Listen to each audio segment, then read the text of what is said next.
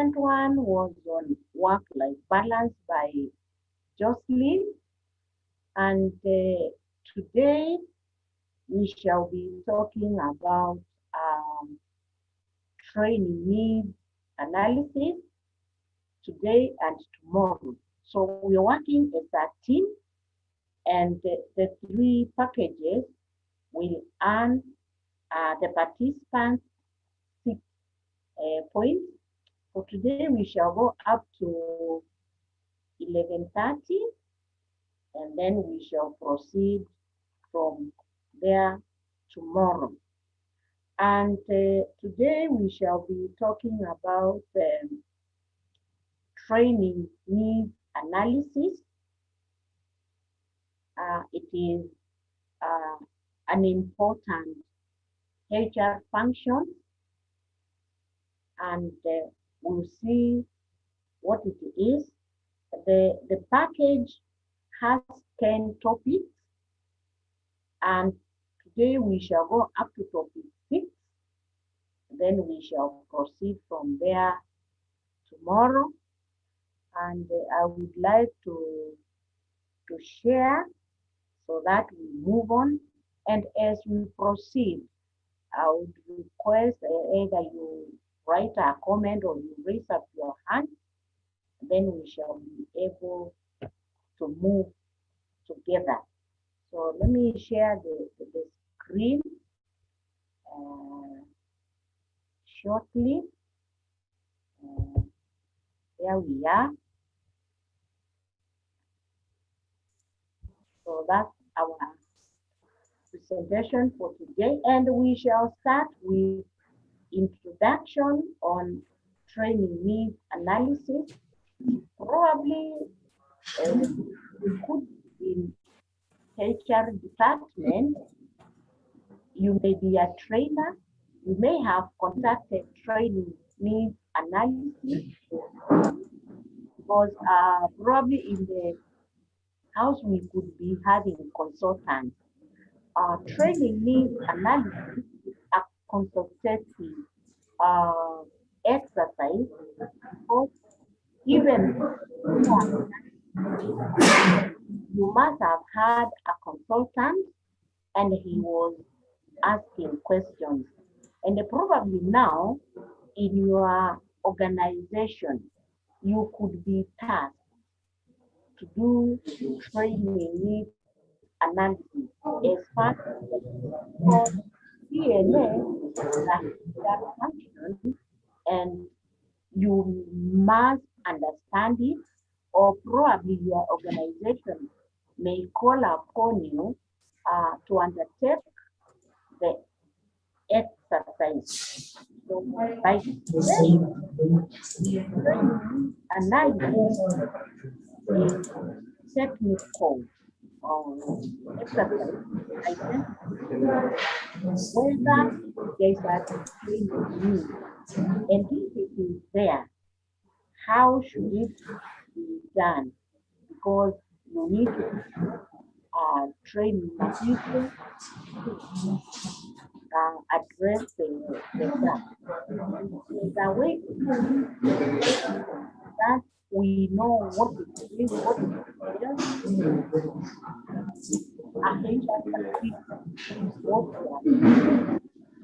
so as introduction,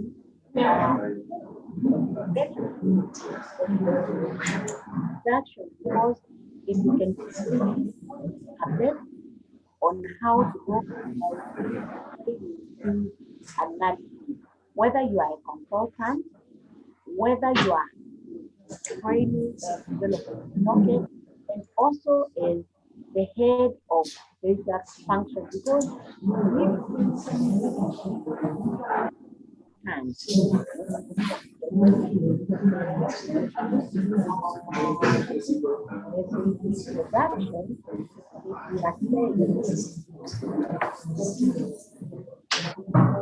probably these are the topics that I've given you. Just 1 minute, okay? Yes, sir. Hello?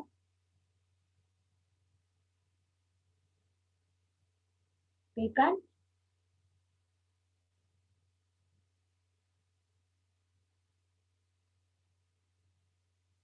Mm. Okay, I haven't seen one. Let me see. Mm, okay, what are they saying?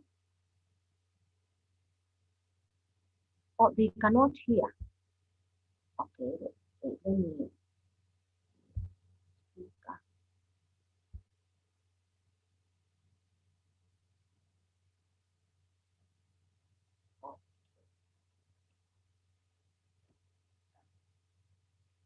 Can you hear now? Hello, hello. Yes, we can. Now it's Now you better. can hear. Yes, now it's much better. Thank you. Okay, okay. I've tried to increase the volume. It's at the maximum. It is raining over here, but I hope we shall be able to communicate. So, we were doing just introduction. I had said earlier, we have 10 topics, and today we shall go up to topic 6, and then these are our objectives. And we said we are starting with the introduction, which will form basis for our training. So we are saying uh, we are talking of this company called Krypton. You can just replace the word Krypton to your company. We are saying it is a software company um, that develops software for various organizations. So this company has several esteemed uh, clients or customers spread uh, all over the globe, which means this is a multinational company or international company.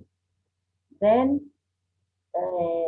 it produces or it develops customized software solutions for its clients, which means it's a very powerful IT company if it deals with softwares, and we know there are several soft softwares to suit different companies.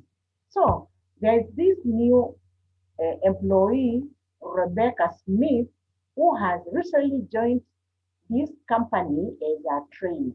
And probably you can put yourself as now Rebecca, being maybe new into this department, and you've been tasked uh, to join as a trainer on training needs analysis. So Rebecca will be responsible for developing the training material.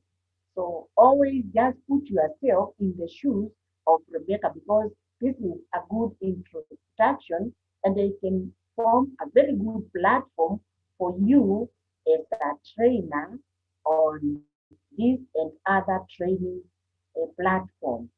She's also responsible for training the employees who directly interact with the client. And because these are the employees dealing with the clients, they need to be trained so that as they interact with the customers, they know what their needs are, how to sort their problems, and what exactly their needs are. The challenge with this company is most of them are native language speakers. In other words, most of these employees speak in their mother tongue or the first language which they were introduced, and English is their second language. And this is also applicable to you and I, because there's the first language you were introduced to, then second language is English. So this is where they are coming from. And remember, they are dealing with customers all over globally, people with different perspectives, people who take communication from a different point of view. So as you deal with, as these customers deal with their clients, they have to know different cultures, the way to communicate, what each culture entails, so that they can meet their needs without hurting them. So the employees lack the soft skills to handle clients in a polite and a professional manner. Probably here the word polite and professional could be due to customer perception. Probably the employees uh, may not be as unprofessional as it is, but from here now, it is coming out very clearly they do not have the soft skills. So, what are the soft skills if we need to remind ourselves? Soft skills are non-technical skills that relate to how you work. They also include how you interact with your colleagues, your customers, and also how you solve your problems at work, and also generally how you manage your work. So these are some of the soft skills, um, leadership, how you handle your emotions, and also how you interact with your team. So some of the soft skills which we require even as we do our work is teamwork, the communication skills themselves, problem solving, work ethics, interpersonal skills, and of course, how you make your decisions. Time management is a soft skill, and how you work under pressure, how you behave, and then customer service skills. So these are some of the skills which seem to be lacking in this organization, and these are the skills which the employees now need to be imparted. And the importance of soft skills allows organization to effectively and efficiently use now the technical skills to reach their customer. Remember, this company is a technical company dealing with soft skills, dealing with hard skills. And some of the hard skills are like this uh, programming skills, um, statistics, uh, project programming, and all that. And more often than not, we find that employees who handle hard skills, sometimes they lack soft skills because they are just focused on delivering their work, and they lack that soft word to talk to customers. Probably it is because of the nature of their work. If you can recall in your organization, when you are talking to your accountant, your auditors, your engineers, your software developers, your project managers, sometimes they don't have that soft language to communicate just because they want to go and get what they are supposed to do. But remember, when you are in business, even with the hard skills, you need to communicate to your customers. If they are not satisfied with the kind of software, you need soft skills to communicate to them. And this is what seems to be lacking from this company. Hence, the need for training, need analysis to equip these engineers with soft skills on how to relate, because even if you have the software, even if you have the package and the customers are not working, no matter how good your products are, still you are not going to reach your customer. So softwares are very important for each and every employee in the organization. So as a result of this unprofessional way of dealing with this, uh, Crichton employees are in serious need for thorough training on soft skills.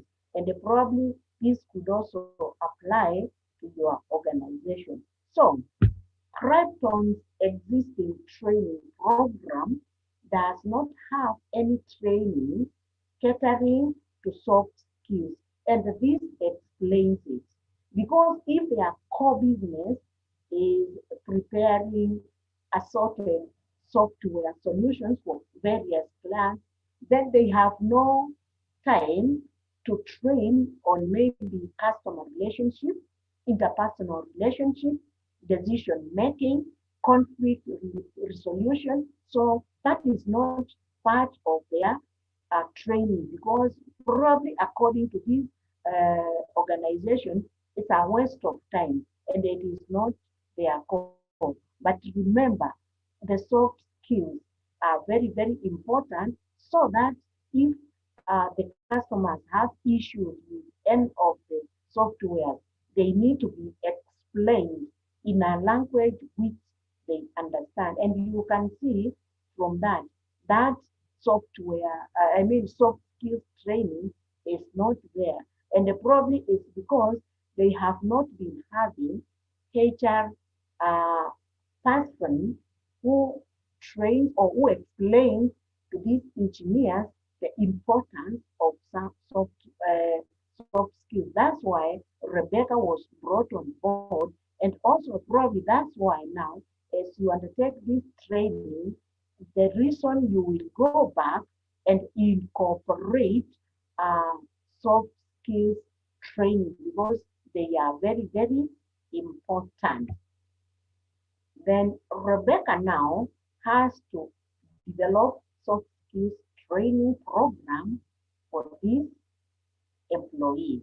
So this is now where the training begins.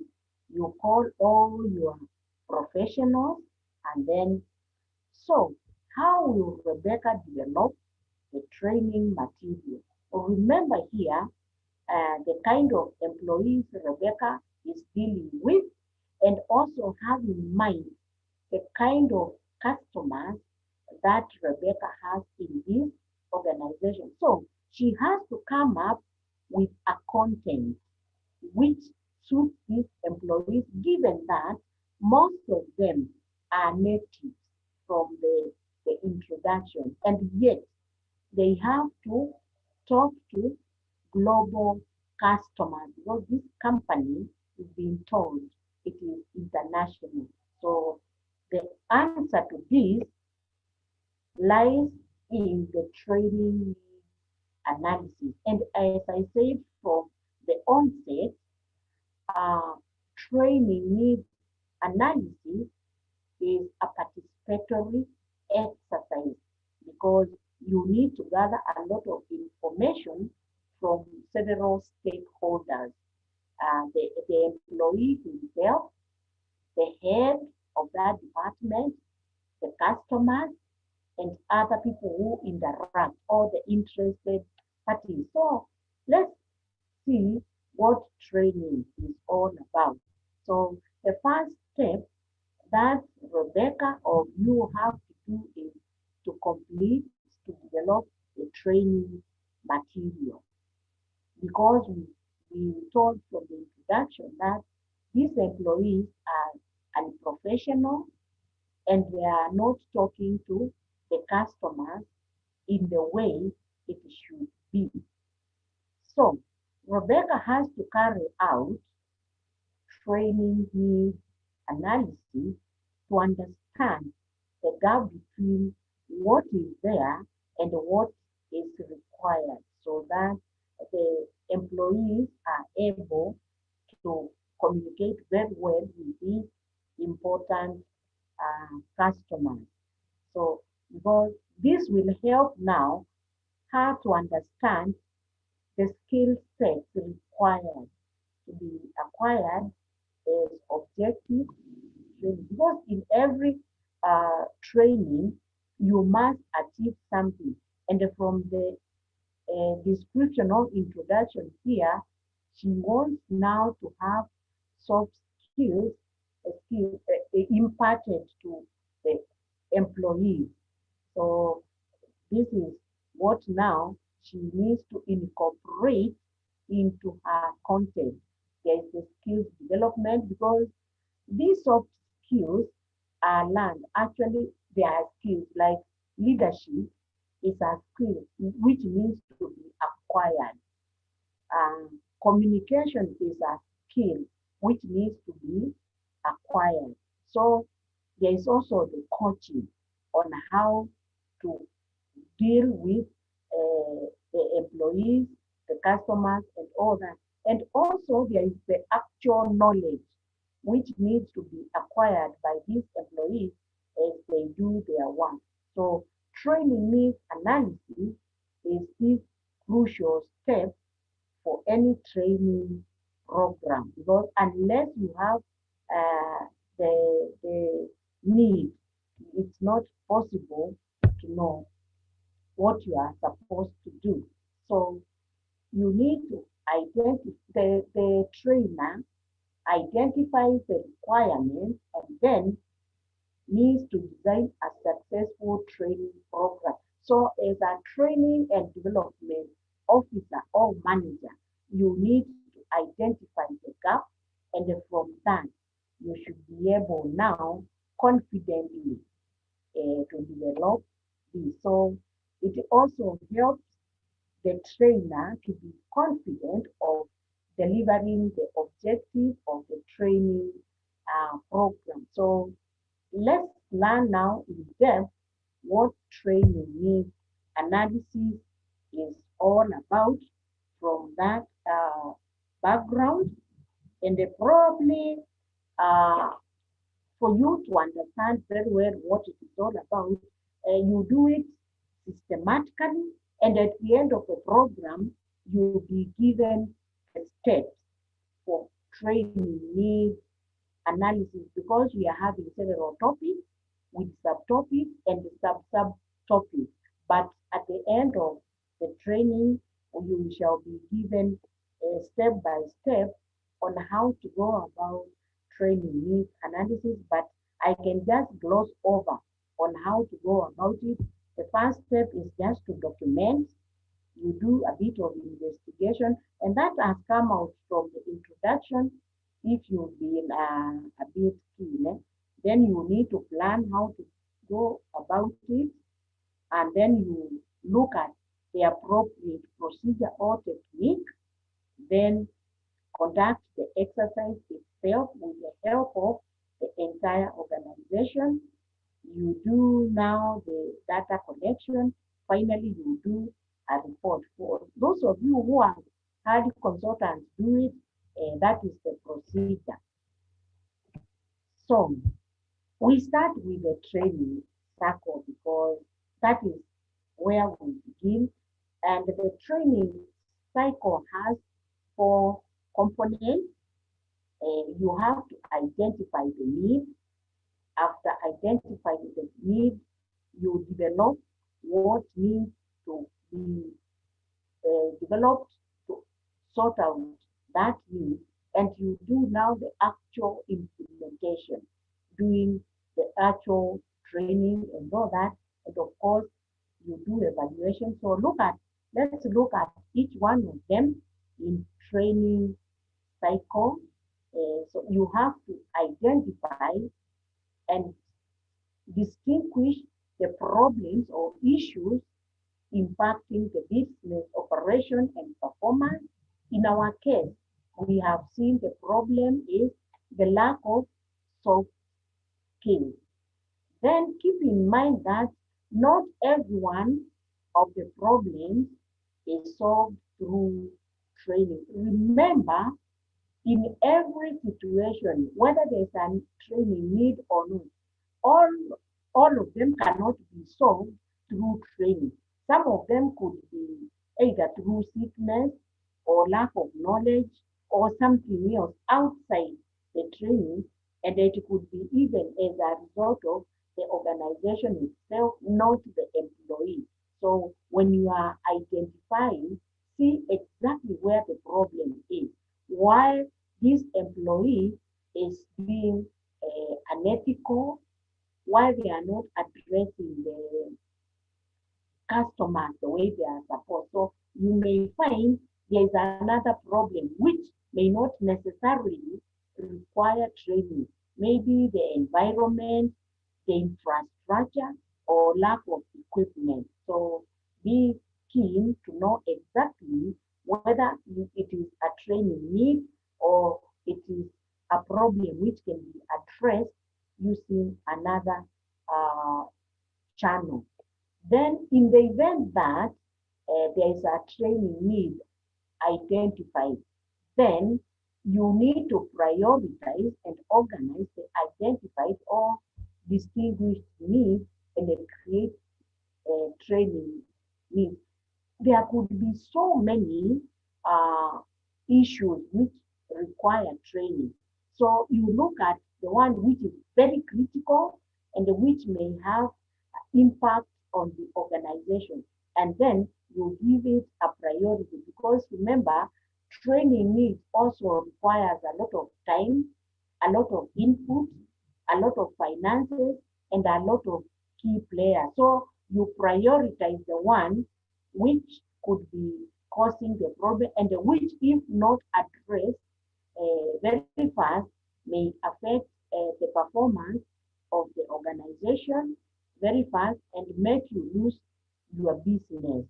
Then, after you prioritize, you develop and you create the training content because this is a daunting task.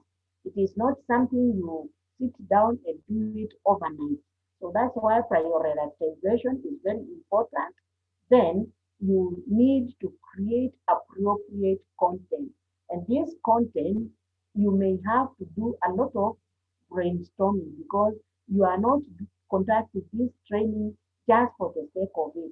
There is a need you need to address which may have impact and make a turnaround in your business. And especially at this time when there's a lot of competition, if you don't develop a training needs analysis which is appropriate, you may end up losing your customers.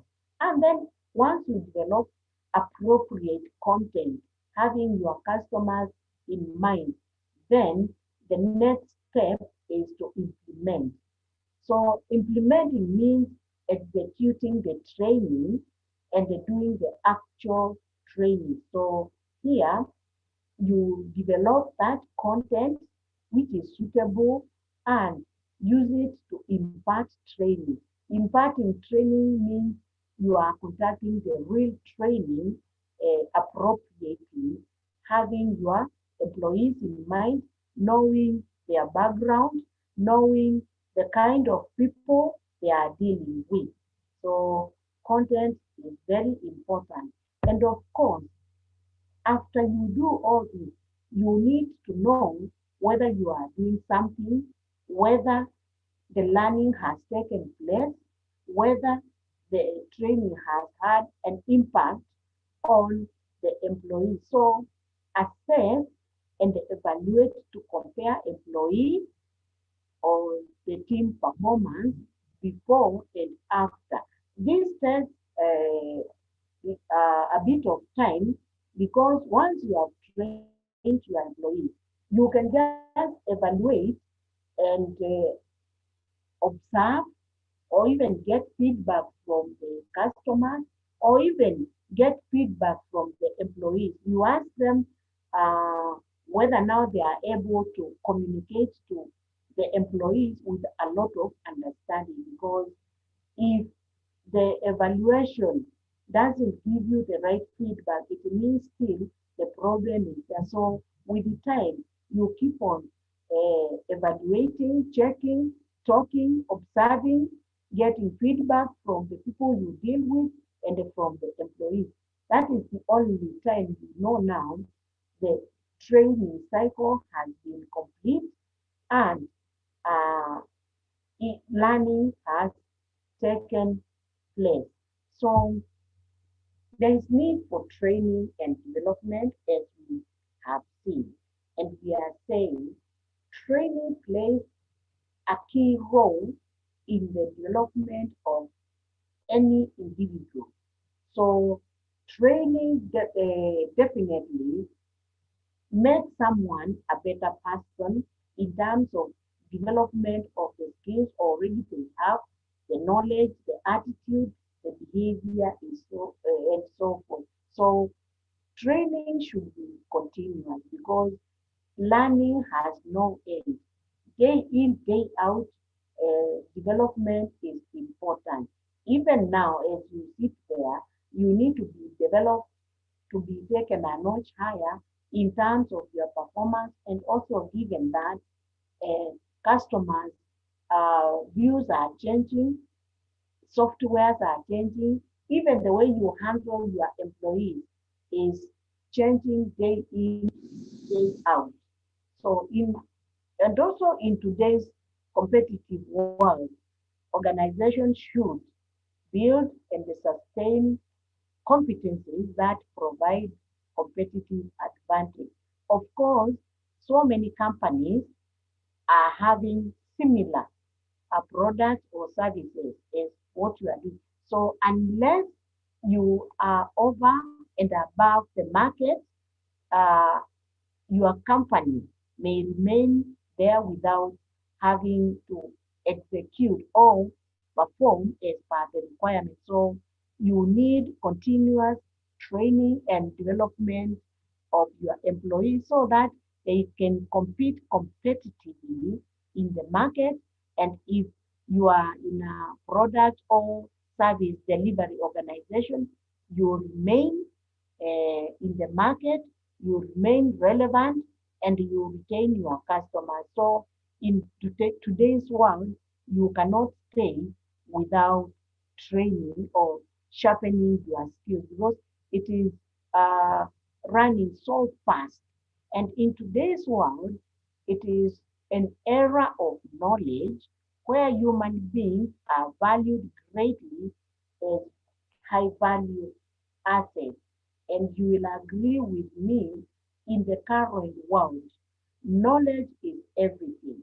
And unless you are knowledgeable about what you are doing, knowledgeable about your organization, knowledgeable about globally what is happening, you remain redundant, you'll be so obsolete, you remain so irrelevant, and you find even in a forum, you cannot contribute anything. So it's very, very important to continue developing your employees. And also we are saying in this growing and evolving organization, training and development helps provide the needed response to changing environment. We don't need to overemphasize that because we know environment is changing very, very, very fast, and we have all seen it in this COVID era. Our children now are studying at home without face to face with the teacher. I'm sure you invested so much on bundles because the children are doing their homework at home. They are doing most of it at home because of the changing environment.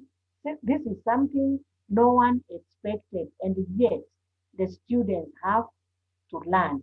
So we have no choice but to adapt and adopt what is happening. And this can only be done through an open attitude, through training and development. And despite the hard time, you need to put a budget aside to ensure training and development is continuous. And then training and development plays a key role in continuous learning process that is required for human development. And even you, as you proceed, your career development is very, very important you need to understand and also to advance your career, because unless you have the required skills, you may remain stagnant without knowing what is happening. And training and development helps an individual to develop one's personality, hone one's skills, and enhance efficiency.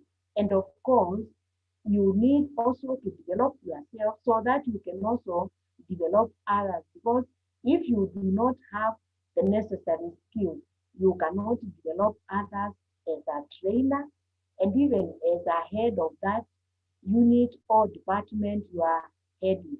And also you need to be effective and efficient in what you are doing. And you can only be that after having this. And then, did you know that the most frequent reason for training to fail is when trainers are not familiar with their topic and tend to read directly from a textbook? This makes the training extremely monotonous and unappealing to the learners. They do not perceive any value addition to the training being imparted, and hence tend to get disengaged, which ultimately leads to greatly reduced retention of information. In short, we are saying, as a trainer, you must be conversant with the topic which you are talking about. That's why when you are preparing the content, you must know what you want to achieve. And if you are called upon even at night to talk about training needs analysis, you must explain to those people exactly what it is, what it entails, what you intend to do, and its importance. Rather than saying, let me refer to this. If someone shoots a question at any time, at any forum, you should be ready to answer, because anyone can read this like even we are having. Even if you gave them to a standard one child, they could read.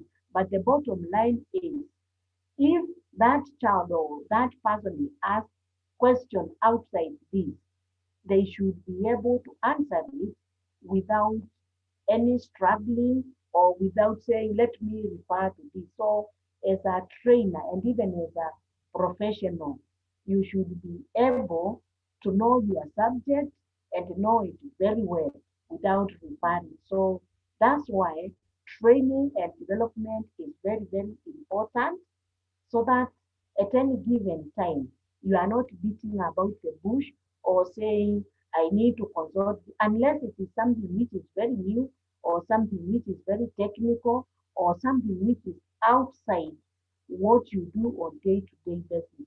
You should understand and you should have your answer at the fingertips, because we know it's not about reading the textbook. Anyone can read. So, training, design, and the delivery principles. We say training should provide opportunities for repetition of the learning. In other words, we are saying if you learn something today, there should be an opportunity for you to learn something else from where you have reached. And you repeat the same and get something else better than this. I'm sure all of you, because I believe you are all stakeholders in NHRM, there was a unit or a subunit during training and development on training needs analysis. We all underwent through, because the diploma you had in HR component of training in development, there was a subunit on training needs analysis. And as a result of that now, there is an opportunity again to do repetition on training needs analysis, and we are taking it now a notch higher to do it practically. That time when you were being trained, you were just being given the information as HR, and maybe as part of making you pass your exam and as part of requirement. But now here, you may be called upon as a consultant, because those who are doing consultancy in TNA, the information you got from your diploma, I'm sure could not enable you to do the real consultancy for a blue chip company or for a large organization. Those organizations you have been doing. That's why from the little knowledge you got from your diploma, now this is real and practical, and it gives you now an opportunity for repeat learning on training needs analysis in depth. So training, and especially when you are doing it, when you are practicing. Remember, there was a difference when you did it when you are a student. Now you are doing it when you are already in the field. So when you are conducting the training for grown-ups and for people who are already practicing, it should fulfill the organization's purpose of training the employees to meet the organizational goals. So in this case, the organizational goal for this Krypton company is to impart soft skills to the employees so that they can talk to customers to understand what they are doing as they prepare them tailor-made software program. So it's not a matter of having the skills, but they want this training to be put into practice immediately because there has already been an identified solution. And training should motivate the learner. Like here now, you should be motivated.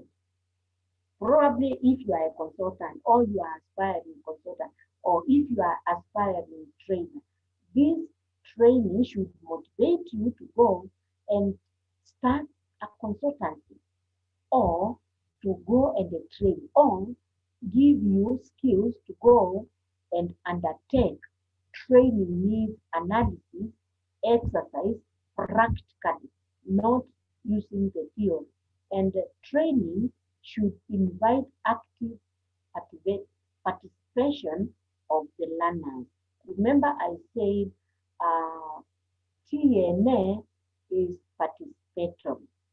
And also in every training, and especially at this level, we said we are just sharing skills and knowledge because we have very knowledgeable people who are practicing TNA, and we should allow every person to participate and in whichever way, and it should be continuous and developmental in all aspects. So we are saying the training should include a proper and effective training and development plan and the ways for its successful implementation. Here we are saying training should have a plan to ensure it has successfully been implemented. It should be effective in the sense that it meets the objective, and then after its training, the completion actually can be traced and appreciated. And training should try to include away from the job training opportunities. In other words, we are saying training also should incorporate on the job training skills because here you are being trained to go and implement what you are learning right now, like the skills which you are going to acquire from here, you should go and implement it as you work. Then it should provide opportunities for application of learning. In other words, we are saying we should transfer theory to practical. You apply what you have learned. If you've been told this is the procedure or the process of conducting TNA, you go and practically apply, saying, this is where we need to start. We identify, we look at what is happening, we look at the gap, and then from what you have learned, you say, this is now what needs to be done to our employees. And maybe now you can reflect back what is happening in your organization, whether there is a problem, and whether there is something you can identify which may require training needs. And the delivery of training should be done in an open, efficient, and consistent manner. When you are training or when you are trying to impart uh, some knowledge, you should ensure that there is consistency so that you don't confuse your trainees, taking them back and forth. It should flow so that from A to Z, the employees or the trainees understand so that you do not confuse them. The training should try to include on the job training. I think we have talked about that. And then there are phases of training and development program. And this, I think now it is visible. So these are the phases of training program, and there are three because whenever we are conducting any training, we are aiming at the employee himself or herself. She could or he could need some training as an individual. The employee says, I need this, and this comes out very well when we are conducting performance appraisal. There is a portion or a section which requires an employee to state any training need. So as an employee or you as a person, you may feel uh, there is something which you may require. And then again, there is training which is based on delivery. So in phase one is where um, the employee is the target. And the other one is the design and the delivery. And we are going to look at the three of them and see what happens. And finally, we look at the evaluation.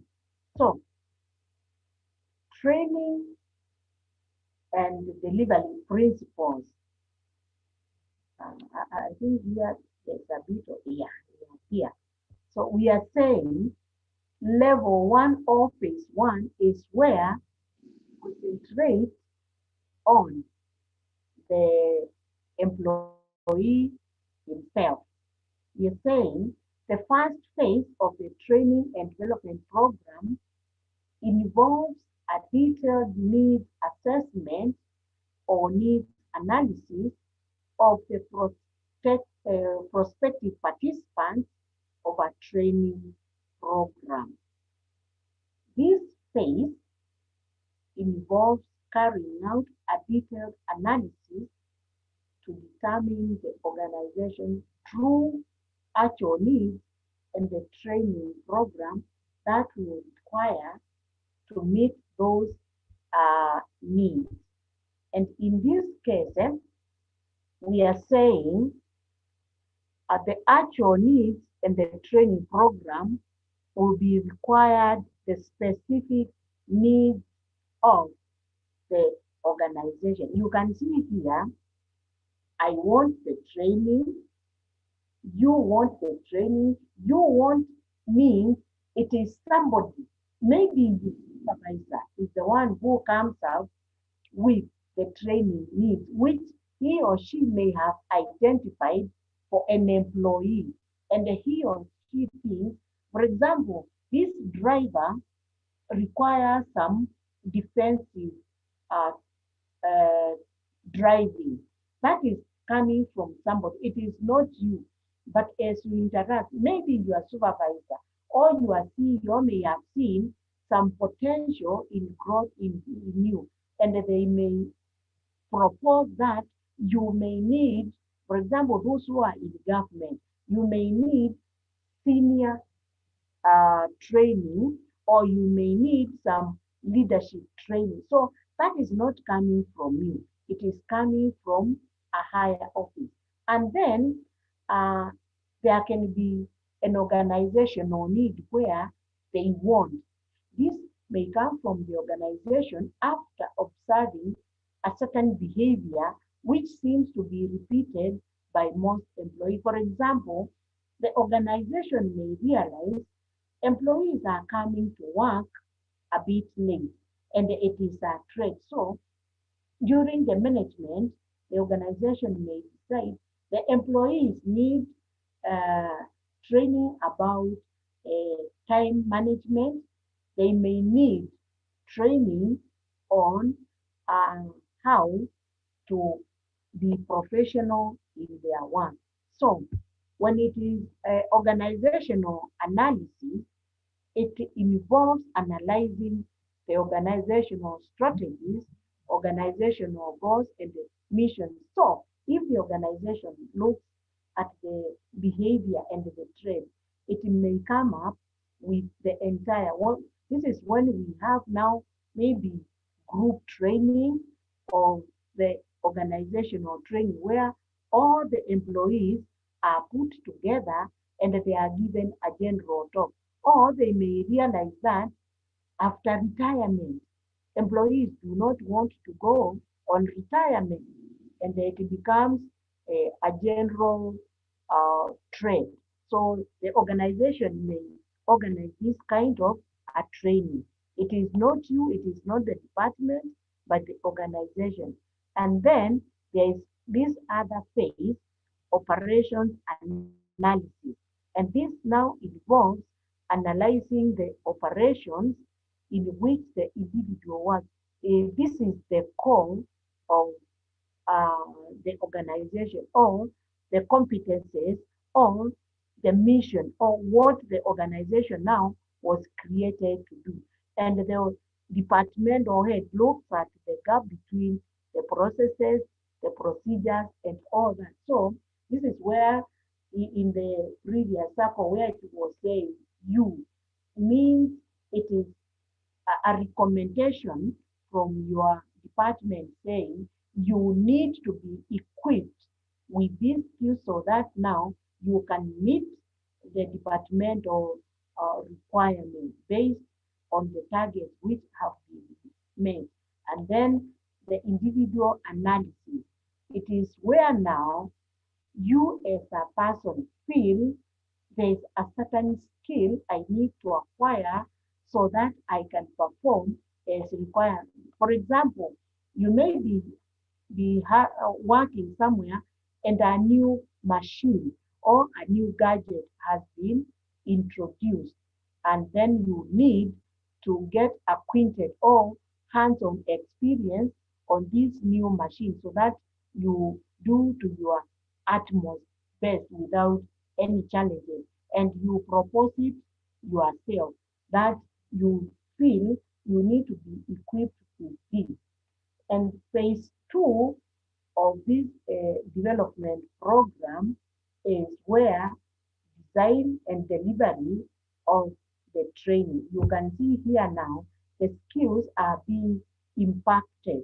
So this second phase of a training and development program involves the actual design of the training program, keeping in mind the outcome of the needs analysis phase. Here now we are saying, based on whether it is you as an individual who has requested this training, or whether this training has come from your supervisor, or based the training has come from the organization at large. Now, the actual implementation is done to meet that requirement to ensure whether it is one person, whether it is the team, or whether it is the group training that it has been implemented. Remember, we said at this level, the training needs analysis has to address or to fill a gap or to solve an existing problem which is real, which has been perceived, which has been identified. So you actualize through training, and you can see there's a trainer there trying to impart the identified skill or the identified attitude or the identified knowledge in a practical setup.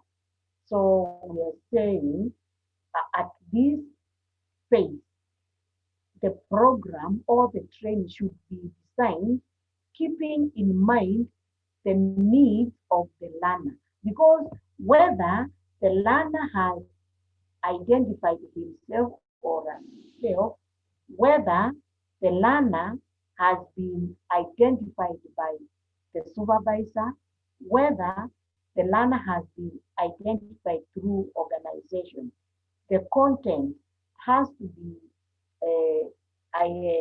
identified to ensure they meet that need. Doesn't matter because at the end of the day, it is a person who will be trained. And at this phase, we are saying the actual delivery of the training by the trainer to the trainee. We are saying each identified person must get what is required for them to go and fill the gap as a priority. Remember, we said when you are developing this program, you need to prioritize because there is a cost in training, there is a cost in time, and as you deliver, there are other factors which need to be considered. And from these pictures, there is evaluation. And from the faces and all that, this one tells you whether the training or the skills or the gaps have been identified. Because if you are keen and you are looking at this, if you look at the picture, there are some faces which are gloomy, which means the delivery has not been properly done. You can see there are some faces which are gloomy, others are expressing dissatisfaction, others are smiling, all sorts of people here, and the expression is here. So this evaluation is very, very important to know whether the learning has taken place, whether behaviors have changed, whether the goals have been met, and from there, from the evaluation, you can go back to the drawing board. So this final phase of evaluation is very, very, very important because the feedback is very important and can tell you whether you are doing what you are supposed to do, whether you are getting value for the training needs, analysis, and all that. So the third and the final phase of training and development program is the evaluation. This is one of the most important phase in terms of measuring whether the trainer actually, here should be the trainee actually learned and objective of the training program was met or not. We are saying you need to have the objective, what you want to achieve, whether it has been achieved, and you can only tell after your participants have been taken through their reaction and their feedback. And you are training people who are already in the field, like you people now, you are in the field And after this, the evaluation should be done after the 3 phases of learning which will be taken through that, whether you have achieved your goal as a participant, whether what you have learned, if you've been sent by your organization to achieve a particular goal, whether the organization has achieved that goal through your training, if it is the department which appointed you, after you go and do your work, the supervisor should be able to give feedback whether there is something which they needed you to acquire, whether now you are able to implement what you are learning or whether you are still the same person. So this evaluation is very important and you'll be able to tell. And if you are the one who brought yourself here, you should be able to evaluate yourself to know whether you achieved your goal, whether you acquired what you wanted. So this is what is required in this evaluation, and we are saying evaluation of the learner should be done at different levels, such as knowledge, because you need to understand knowledge, understanding, and application. And unless you have the right knowledge, and unless you have the understanding, you cannot apply what you learn. So application will be very important, and it can only be successful if you can practically apply the skills and knowledge you have acquired. And the overall reaction of the participants should also be evaluated in terms of delivery, understanding, and also all that, whether they were happy, unhappy, indifferent towards the training program. And we have seen the expression from the previous slide, people who were unhappy, those who were happy, and that is expected in every forum because people have different perceptions, feelings, and all that. And that is very important. Those expressions are very good because they make trainers or those who develop to go and improve on whichever gap or where the participants are not comfortable with. That's why learning will always continue and it has no end. Evaluate the manner in which the participants learned in the training. These days, sometimes it's unfortunate participants may not be able to do the actual participation because of the mode of delivery.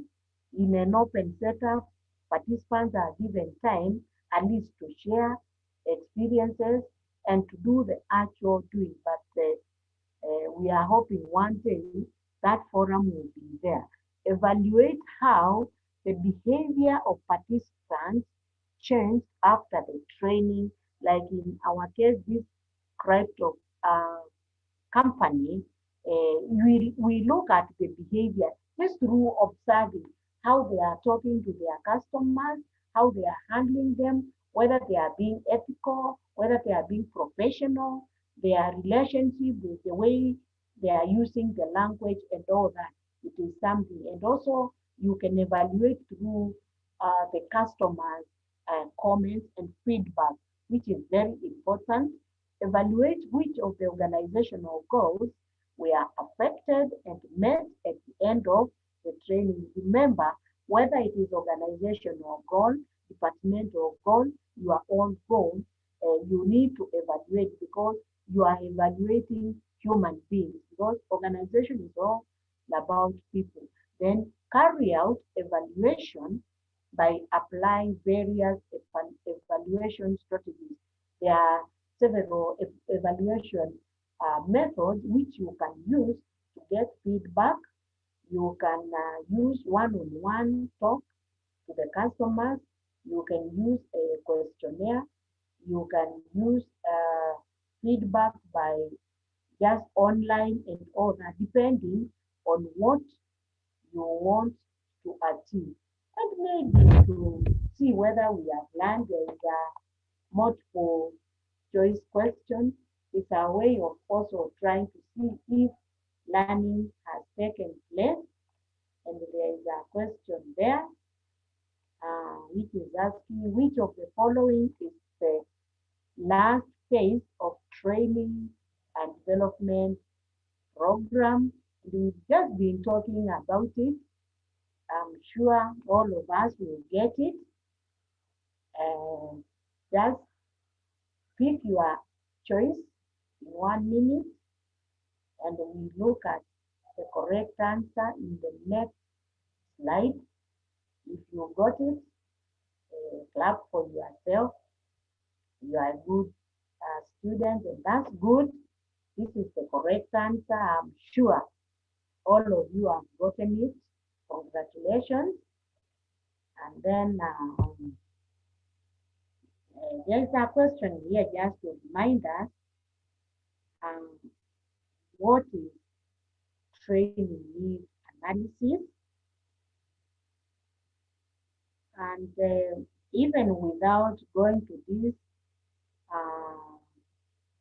training needs analysis is a technique for deciding whether a training need exists, and if it does, what preparation is required to fill the gap. In simple language, that's what training needs is all about. But using pictures, we can say just what I have said is a training needs analysis. Some other versions use assessment. It all means the same. It's a technique, as I said, which means it is a skill which one needs to acquire.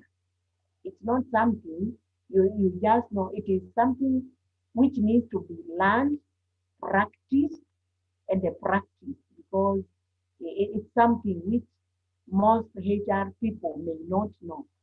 So it's a technique for deciding whether a training need exists, and if it exists, what preparation is required to fill that gap.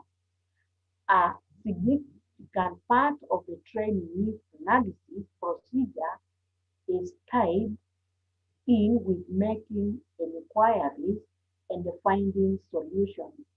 Remember, in training needs, we are looking at a problem, we are inquiring, and we need to find a solution of that training need.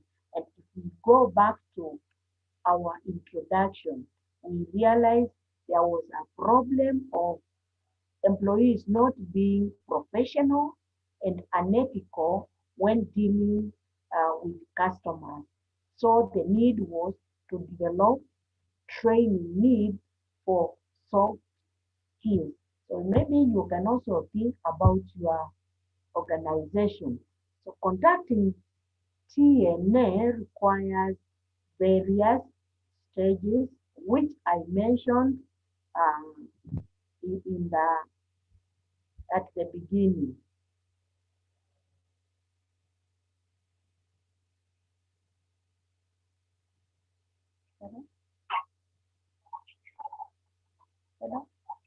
Yes.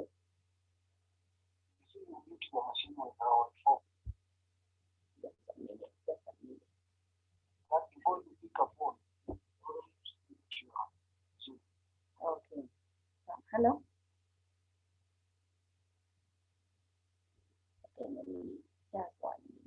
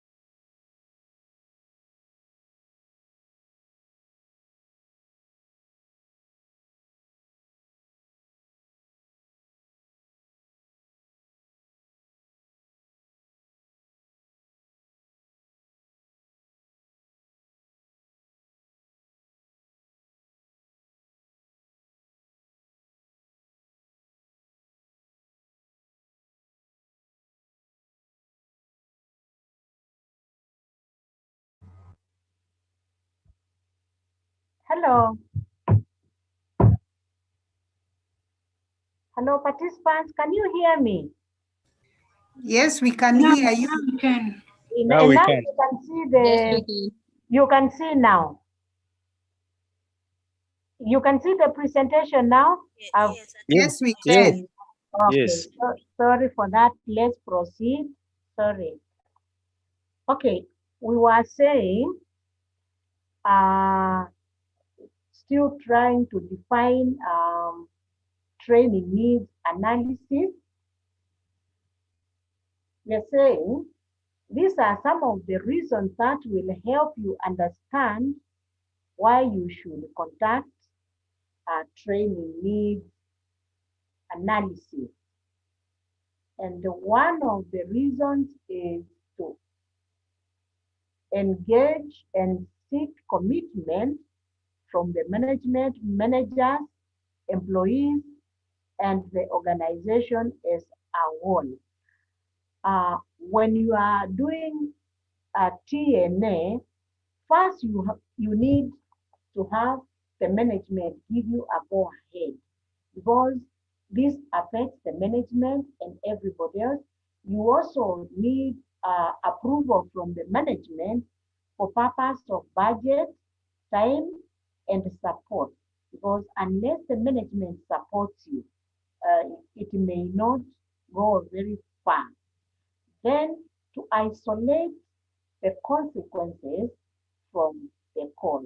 Here you are dealing with the real issue. You don't want to look at the consequences of your employees not being good to the customers, being unethical, but you want to find out what causes these employees not to be uh, friendly, not to be. It may not be because of their own making, but it is because of the kind of the training they have found out. So through the training needs analysis, you may pick that actually the employees are not being rude per se, but it is also the perception of the customers, because also these customers have their own perception. And based on this, and after getting to the bottom of the cause of this behavior, now you will isolate. Rather now telling your employees, we are going to discipline you, we are going to sack you, we are going to do all this. You may not know the exact cause why the employees are behaving the way they are. And I say some professions, those, especially the technical professions, soft skills is not their business. And sometimes they may talk to customers and think maybe they are being rude or arrogant, but not the case. It's because when you are dealing with statistics, mathematics, and all that, you just want to concentrate on what you are doing. And the soft language may not be part of your training. So instead of looking at the consequences, the training needs analysis will help you look at the cause, and then you look at the gap and correct it in a human way. Then training needs analysis will help you to gather information and data on target audience as well as the organization's target. This we are saying not every employee and not every customer will have issues. There are key employees, especially those who are dealing with customers one-on-one. The key people who are in the front line handling or being on the core of the business when it comes now to explaining this software to employees. And you target such because you may not need to train the entire team of the software developers. You need maybe to capture those who are dealing with the customers, maybe in the marketing, in the sales, or in the front line. the customer care or in the front desk, so that also you know who is doing what, dealing with who, and at what level, because you may not need to train everyone for that unless they are in the forefront of dealing with those customers. So how do you identify a training need? There are several ways and many ways on how to identify a training need. And one among many are protests, grievances, and complaints from staff, clients, or customers. There could be protests or grievances or complaints from your own staff or your customers. So in such a case, as HR person, and if they are coming to you, you may realize there is something which is not right. And now, instead of now looking at the consequences of the complaint or the complainant, you try now to look at the root cause. Why are employees complaining? And whom are they complaining against or about? Are they complaining about the management? Are they complaining a particular supervisor? Are they complaining about the leadership? Then you try to look at the root cause. And remember, this root cause, you cannot know it yourself. You must now get it from the people who are complaining, either through questionnaires, through meetings, or some forums. Find out, why are you complaining? What are you complaining about? What is the issue? And if also you are getting same complaint from the outsiders, probably complaining about a particular department, the external public complaining, for example, it is your engineering department, if it exists, for example, people from outside always complain about this particular department. And also the staff who are within you complain about the same department. Then you may find out there is an issue which needs to be addressed. Find out whether it requires training or there is something else beyond. What could be the root cause of this complaint?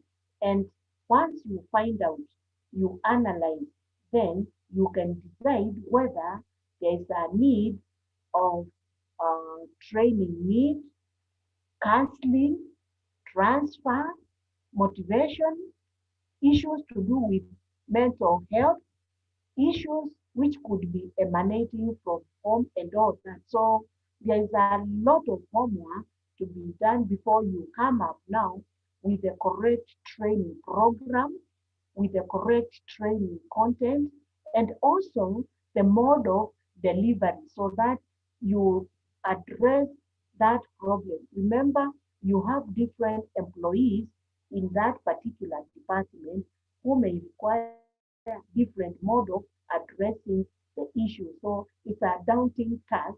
It is not as easy as we talk of training need assessment. It goes deeper and further than what you may think. Then another cause could be low quality work. If the work is not as per the expectation, what could be the problem? So this may call now for identifying a training need. Is it that the employees lack the requisite skills, or the work is also not well planned? Why is it there is low quality work and yet there are targets and you have your standards? So that may lead to a training need. And then large staff turnover. You look at your organization, you realize the rate of employee turnover is very, very high, and especially if it is natural attrition like resignation, you may find out what is it. Is it the management style? Is it interpersonal skills? Is it the reward system? Is it low morale? Is it that your environment is not conducive? Try to find out what is causing this. Then there could be a training need to identify what is causing this large staff turnover in your organization.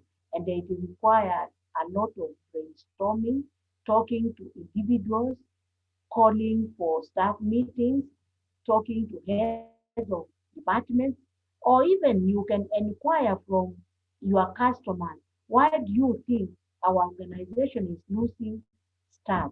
And then you go deeper. If there are issues which require training need, you come up with a training content. You also come up with a training program to address that issue. Also, you will find um, there are consistent errors. Your drivers are causing accidents. Your technicians are causing errors. They are making blunders and defects. They are, you find out of all the products, 90% are defective. And you see now the rework is very costly. Customers will not be able to wait, and it wastes a lot of time. For those organizations who are embracing Kaizen, you know, one of the 7 ways is defect. And what defects mean to an organization.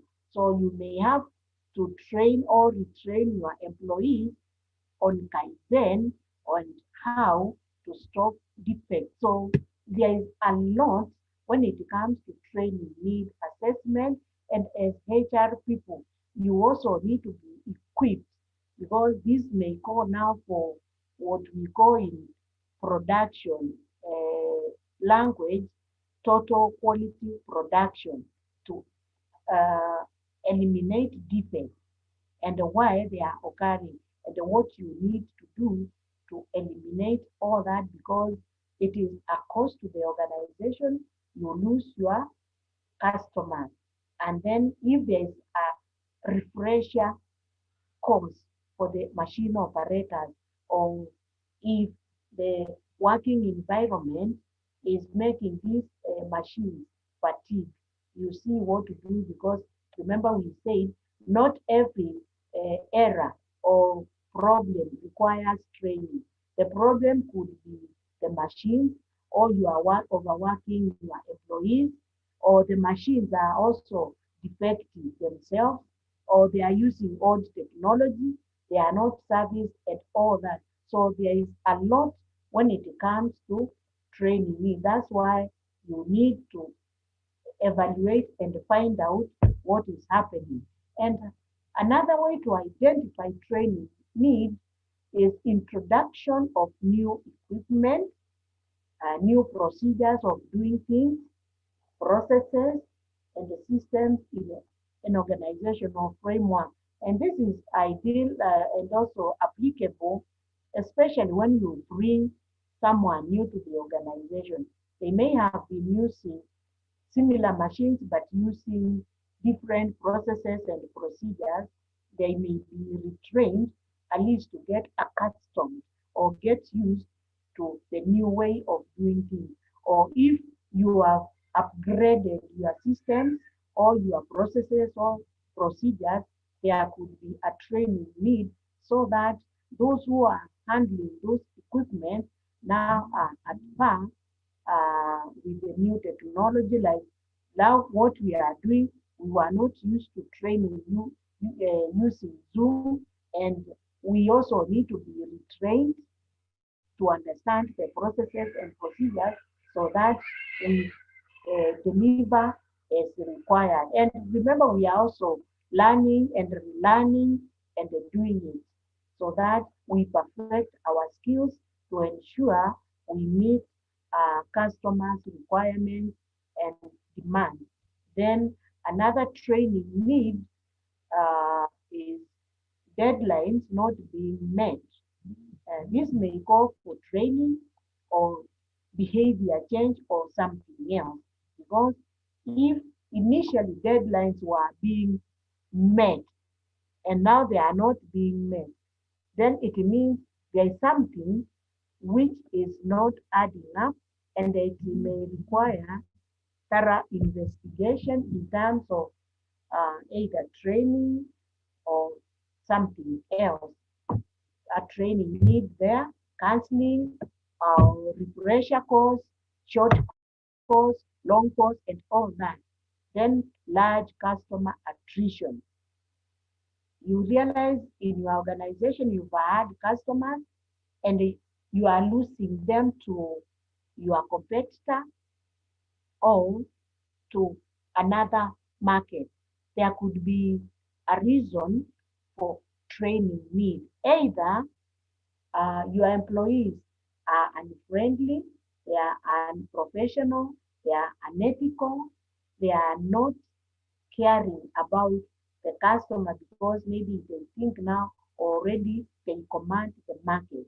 And if you lose your customer, definitely you are not in business at all.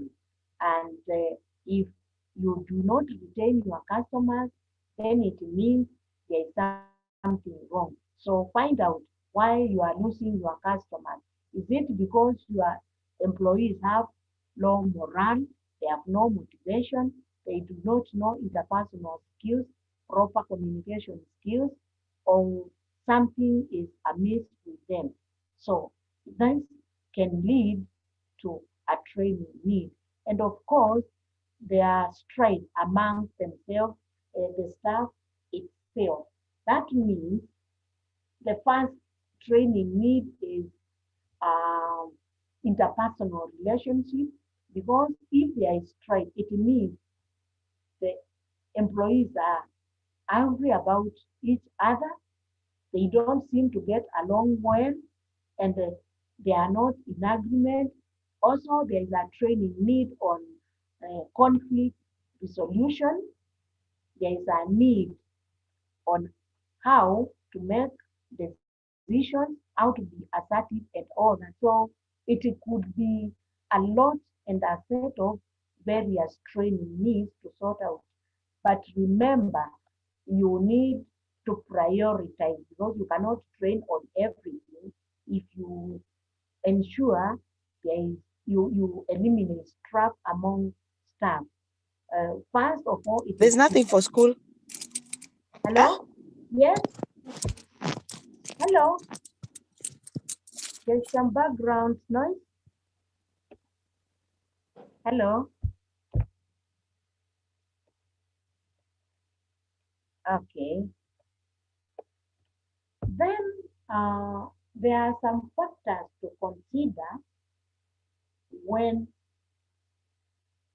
you are conducting training need analysis.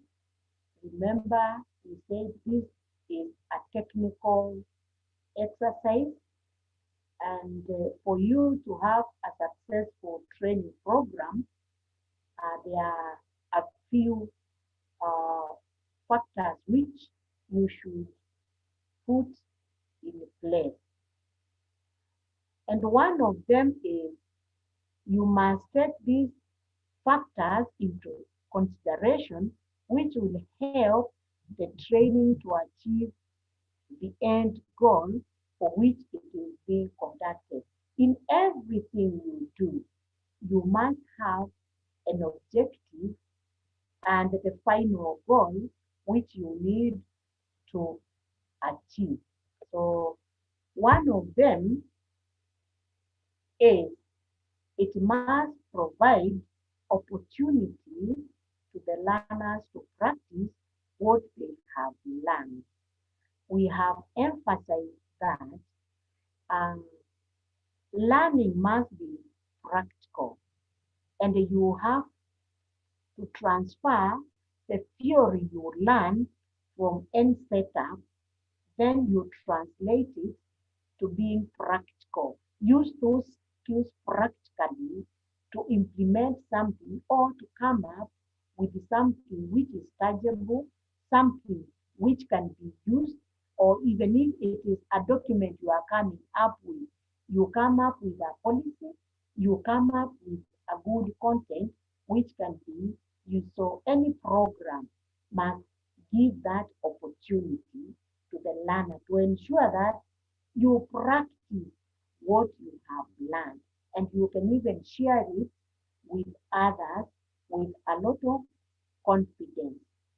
And training program must be designed to encourage the active participation of the trainee or participants of the training program. Remember, in every training, participatory is very key, because as you participate, you learn, you enhance your skills, you learn from the other participants, and you become a better person. So it should encourage even people who do not like talking, to ensure that at least uh, they are able to participate, and you encourage them, and you only encourage them by allowing them to air their views, to air their opinion, and let them at least talk one-on-one in a free and fair environment without judging them. So as a trainer, as you come up with training needs analysis, encourage even the people who you are interviewing, the people who you are interacting with, that they participate in coming up and giving their opinions, telling you, we feel customers are complaining because we are not delivering on time, we are not giving them what they want, and the problem is this. And don't be too judgmental or intimidate the employees as they give you their views. And in that case, you'll be able actually to assist yourself, assist the trainees, and even assist the other party. And you come up with a very good analysis of a relevant program which is applicable. Then a training program must allow the transfer of learning to take place from training to the actual job or academic excellence, especially when you are training on the job. There is something which you may not have learned before, and then you get, like, for example, this training needs analysis. You may never have conducted it before, but it is part of your training and development program within your organization. We are saying from here, what you learn, you should be able now to go and practice it on the job you are doing on day to day, and you apply the skills as you have learned today, because already you are on the job, but now you have never conducted training needs analysis, simply because maybe you have called a consultant and you have been seeing that consultant coming to your office asking you several questions, or even administering a questionnaire to you. Now, as the head of the training and development department, or as a HR practitioner, or an aspiring consultant, you should now be able to go and apply the skills on the job right away. Of course, you may not get it the first time, because as you internalize the theory and transfer it on the job, there are a few hitches you encounter here and there, but you perfect them with time. So we're saying any good program should help you at least to learn something, then translate it to, to the job you are doing at the moment. And keep in mind that the intent of the participant of the training program to learn. So here, you are coming here because you have some intention and there is something which made you come here to take home. So as you prepare, ensure at least you allow participants something to take home. You may not take everything because of the content, but remember, everyone has an objective as to why they are attending this. And this kind of reinforcement provided to the learner to help reiterate the learning that took place during the, the learning. If you can remember the features we've been seeing before this, there was a reinforcement provided to the learner so that they can remember and reiterate or question or critique of the learning that took place during that time. Of course, there should be learning and reinforcement, and in this case, positive reinforcement that makes an employee at least reiterate something or mention something that took place during the training. The training program must help to develop the potential from individual's point of view. Every program and any training at least should transform someone who may have the potential from uh, the point of view of having something or upgrading to something better. So when you are considering or when you are coming up with end training needs analysis, you should factor in or consider some of these factors because they are very, very important. And there is a purpose of a training program. And this purpose, every trainer or aspiring trainer must know. So it is important for any trainer to know the purpose of a training program. You just don't sit down and decide, now we are going to train on training needs analysis, and then just start crafting anything without considering the purpose for the training program. What is it you want to achieve? What does this program want to achieve at the end of it all? And by knowing the purpose of a training program, a trainer knows what he is aiming to achieve at the end of every training program. Like, if I may take you back, here you have been having 3 sets of training programs. The first one, which was handled by Wamwangi about giving feedback. There was an aim of having that and the importance of having constructive feedback. So when the chief trainer was coming up with this, he knew and he had in mind the 3 steps. First, they will give you and equip you with various types of knowledge bases. And there we had a set of 3: work-life balance, then this final one on training needs. So the purpose of this program was first to equip you with various skills which are relevant to what you do on day-to-day basis.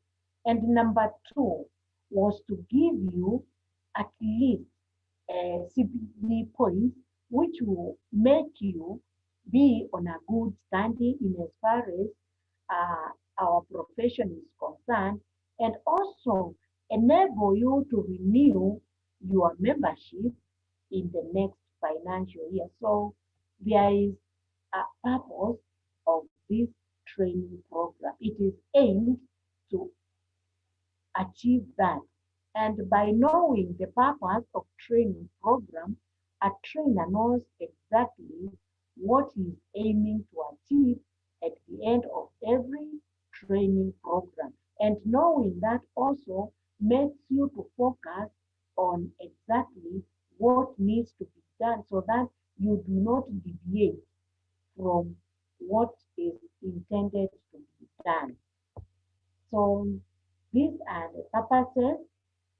One, you need to acquire knowledge because knowledge is power and we require knowledge to be able to execute our mandate. We need knowledge when we are dealing with our employees when it comes to some subject matters. Without knowledge, you won't be able to run that department. Then there should be a change in the attitude of the learners. If learning cannot change your attitude, maybe you've been having low esteem, your attitude towards time management has been negative, attitude towards work has been negative, your attitude towards retirement has been very negative. If through training this has not changed or cannot change, then something may have to be removed and also change the purpose of the training program because by all means, training program must change someone's attitude. And it can only change the attitude also using the right content, the right mode of delivery, because we shall see later dealing with different characters of people whose attitude cannot be changed very, very easily. Then training should help the learners to put theory into practice. I think we've been talking about that for a long time. We are training on uh, practicability, not theory. Theory is given to academic setups like in a university or elsewhere. But at this level, we want to learn to be practical and use the skills we've learned to change ourselves. Then training programs should improve the performance of a learner. We all want to better performance in whatever uh, we are doing. Every day we want to improve and be better and better performance because we are also dealing with people who are also learning and they are very knowledgeable. And in addition to that, everything is changing in a very fast rate and we need also to get the current skills so that we are at par with the world and the rest of our colleagues who we deal with. And it should enhance problem solving and decision making ability. We are dealing with human beings and we need to solve problems. Even if we don't solve their problems, at least help them to solve their problems, like in counseling skills. We help people to solve their problems and also make the right decisions, decisions which will have a positive impact to the organization, to the person we are dealing with, and even you as a person. So learning and making decision is a skill which needs to be learned. So when you are coming up, and one of the purposes of training program is to ensure you incorporate decision-making enhancement to ensure people should be able to make decisions which are right and to be in the right mind to make decisions which may not have negative impact in the long term and which may be detrimental to the organization. Then training programs should help to evaluate abilities and competencies of the learner. Of course, as you get trained, you are being given ability enhancement by having your skills being enhanced to be competent in what you are doing and in whatever decision and in all what you do. So in every training, at least you should be enabled to do what you do on daily basis. Your competences should be enhanced. Your skills should be sharpened. Your knowledge should be enhanced. And that will make you now a better performer as we have seen. It should make you be able to solve problems with minimal or little consulting. And you should also be able to make the right decisions which are fair to everyone and a win-win decision. And there's a tip here which we are being given, and I'm sure it will help us even as we go along, coming up with training needs analysis. Remember, we have different personalities in our organization, and you may have to put them in one training session or one training classroom or one training setup, delivering maybe one component of a training need assessment. So here you are being reminded that it is very important that before designing and delivering any training, as a trainer, you should assess the diversity of the group. Like here now, I may not know exactly who is in the group, but one thing which as a trainer I should understand is I may have a person who is not a HR practitioner. There could be a person who is a very established consultant in the field. I must take cognizance of some staff here who are engineers, project managers, and they do not even know or care about the soft skills. So we have all sorts of people in this group, the diversity. We may have very young graduates who have just left college and they have no knowledge or experience in HR docket, and yet they are potential, they are upcoming, they may have been given even this docket and they do not know. So in the group, we have all sorts of participants, and yet we need to deliver to them to their standards. And in such a case, that's why we talk of participatory, because there are those who are ahead, those who are upcoming, but we need to accommodate all of them. And as a trainer, you use now the people who are knowledgeable to bring to board those who are upcoming, and we ensure we balance in the delivery.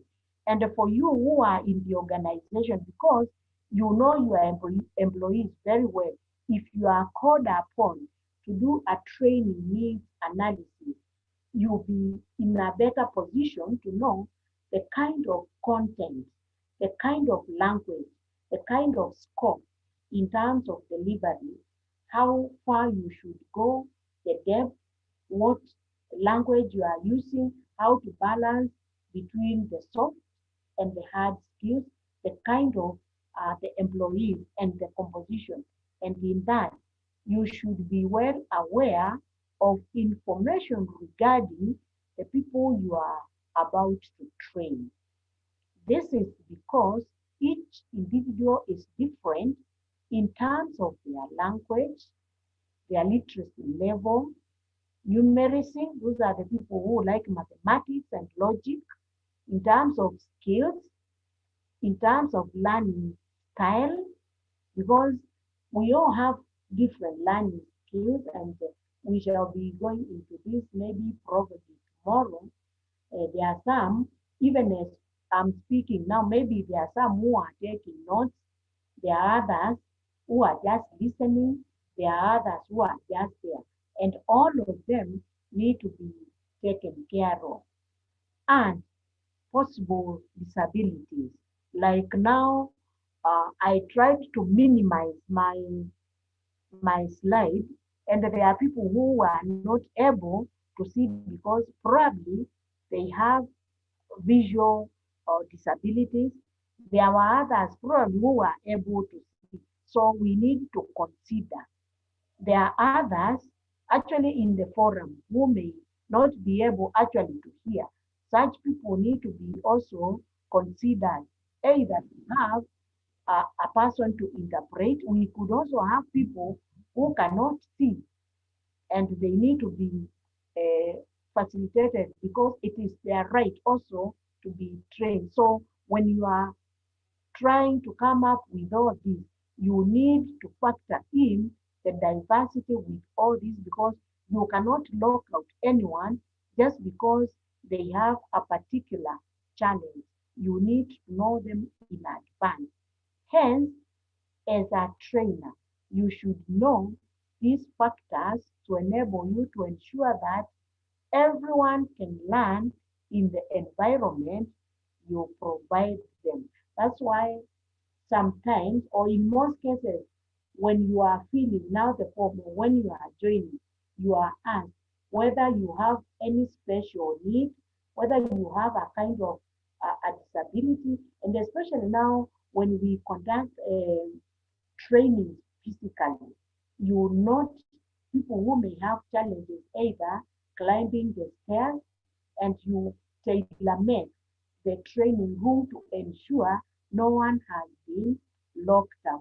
But now going back to your organization, because you know the organization very well, if you are conducting physical training, you know your personnel very well, and you ensure that you cater for each and every one of them. In the event that you have a person who cannot hear, you provide for these hearing devices. If you have a person who has visual impairment and you are using a PowerPoint, you ensure you enlarge the font. In the event that one cannot hear, you may consider bringing someone to do interpretation, as we have seen on our television, because you need to provide the information to each and every person. It is their right, and legally it is their right to do so. Unfortunately, in this forum, we may not cater for the needs of the diversity of each and everyone because of the platform we are using, but we are hoping maybe with time and as a result of evaluation and feedback, we may have to enhance and ensure everyone is on board, because if they need to be trained, it is our responsibility and our duty to cater for them using the resources which are available. So it's a very good tip as a trainer to ensure you cater for all this. And also this one now comes in as part of human rights and the gender mainstreaming in the organization, because it should be inclusive without leaving anyone out. And in every training, and this is key, Whether you are a trainer in HR, whether you are conducting training needs assessment, we need these three. Because if we do not have them, even the portfolios we are having right now, we may not be able to deliver or do our day-to-day activities. You need to be knowledgeable about the subject. We are saying, whatever you do, be it training, be it what you do on day-to-day basis, you need to be knowledgeable about it. Even when someone meets with you at the street and they stops you and asks you are HR person, what are the current best practices? What needs to be done if someone absconds duty for 10 days? That is the knowledge which you need to know at the moment. What happens when someone comes to work under the influence of alcohol? You should not go back now, refer to your HR manual because everyone knows about it. So you should be knowing about that because knowledge is power, and the knowledge what has made you to where you are, and you can always acquire knowledge through training and development. And then skills are those uh, skills you learn: leadership skills, communication skills, conflict solution skills, decision making skills, counseling skills. These are all learned skills. You are not born with them. And you also need to acquire them through training and development. So the issue of training needs analysis is very, very, very key because you cannot know whether you require these skills unless you conduct the training needs analysis. I said skills are acquired. You are not born with them.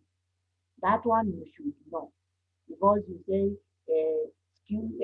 born leadership or leaders are born and all that. There's nothing like that.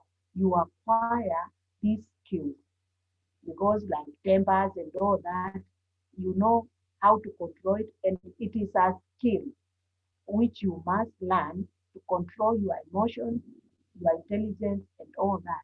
And then we talk of abilities, being able to execute what you know using the skills to be able. Like now, you have the knowledge, you have the skills, but now are you able to use that to execute the actual thing? Because like some of you are there, you have knowledge, you have skills, but some of you may not be able even to train or to talk in public because you are enabled to do the ability to speak in public, the ability to communicate or to impart the knowledge. You may have it.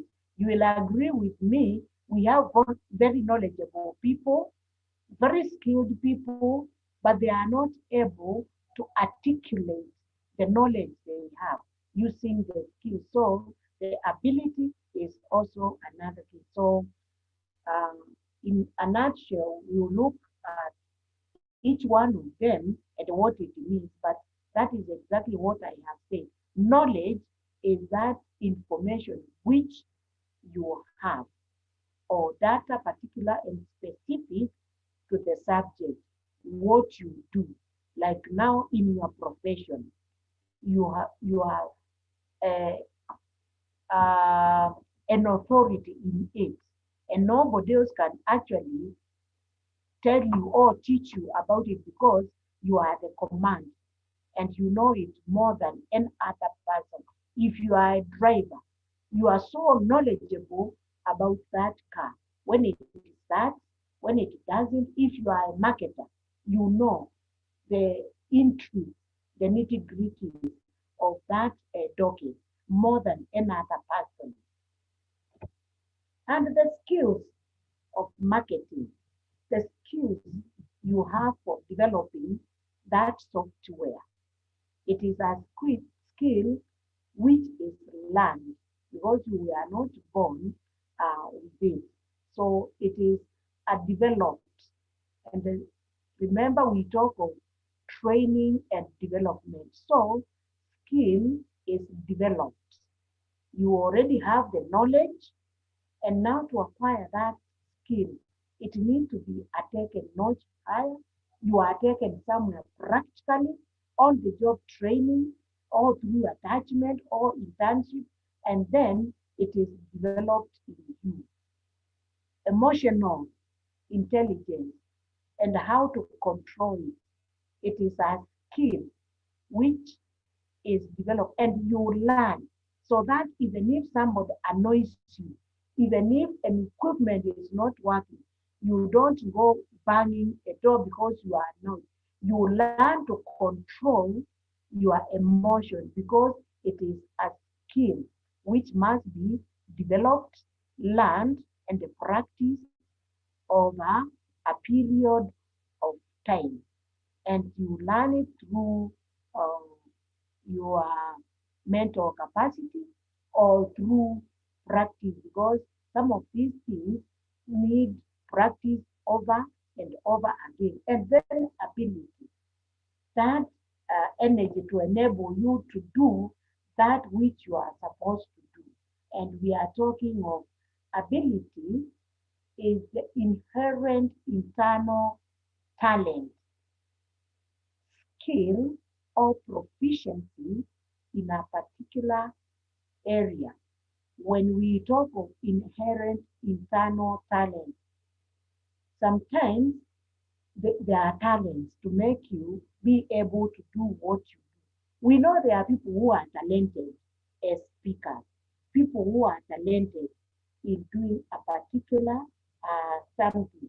So if you are able to do that and you combine with your knowledge and skill, you become a very good person. So ability is something which is in you and it forms part of talent. And these are the people now in the organization you need to enhance because talent is very rare.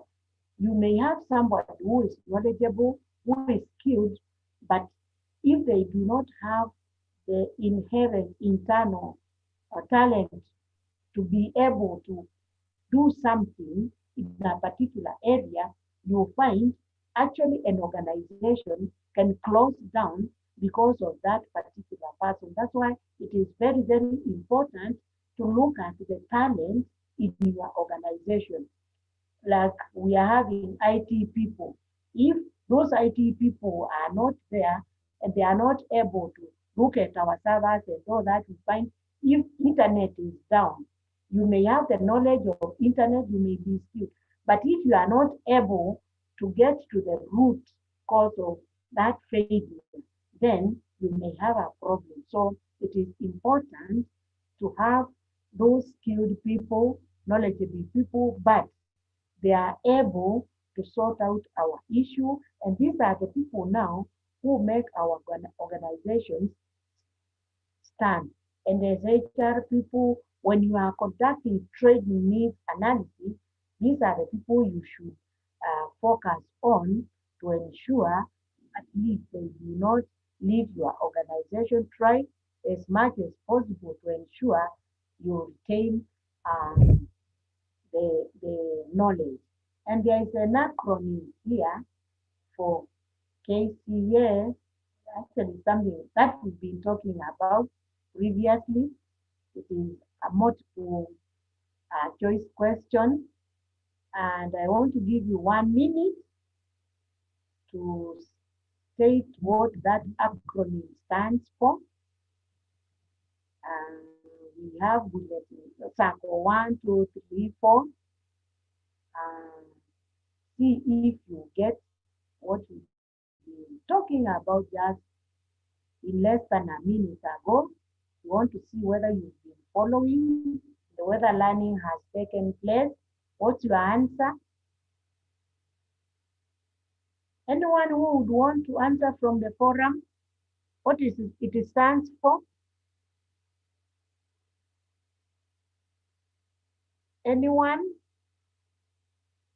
I cannot see any hand up or someone writing. Knowledge, Eh? skills, and abilities. Very good. You are such a good student. Keep it up. Congratulations. Let's see the answer. Correct. The acronym stands for knowledge, skills, and abilities. And we said abilities are good because that is the talent. And you should also have it as a HR professional practitioner. You go very far. That's nice. And as you can see, in this system, the objectives keep on coming when we are going to the next one. And I think it's a good way, being systematic, knowing that we are on course and we are not deviating. And these are the perspectives based on different organizations. This is how training and development is looked at. I want you to look at your organization and see how you look at training and development and see where you lie. There are about 3, and depending on whether you value soft skills or what you stand for, how you look at it, the approach. And you start with this first one, and I hope none of you has this because this is not very good fragmented approach. Let's see what else, and after that you decide what you need for your organization. So training is not linked or connected to organizational or hierarchical objectives. That tells you a lot, and even without discussing further, I know in this kind of an approach, whenever there is a budget cut, this is the first one which is looked into because they see training is not very necessary. It is a waste of time. And as HR and knowing now where the world is heading to,